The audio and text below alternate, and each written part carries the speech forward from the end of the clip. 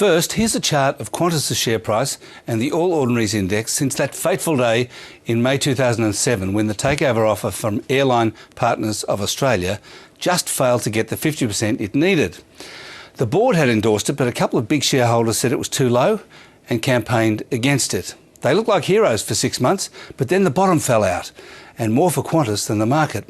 Since May the 4th, 2007, it's fallen nearly 80%, while the All Ords is down 35%. What's more, there hasn't been a dividend since March 2009. Shareholders will be hoping those idiots who knocked back the takeover are now homeless buskers.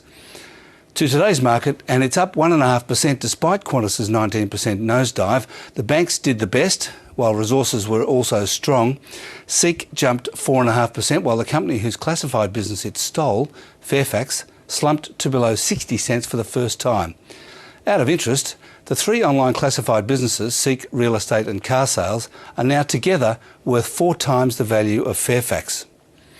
As happened yesterday, all the action on the share market was in the first few minutes, following on from a late afternoon rally on Wall Street, so it wasn't really about the rate cut in Australia.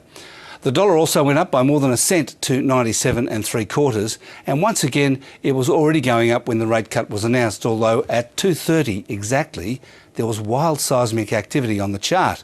Obviously some big traders were caught short, but in fact the dollar had been going up since 3 a.m, exactly when the S&P 500 on Wall Street bottomed.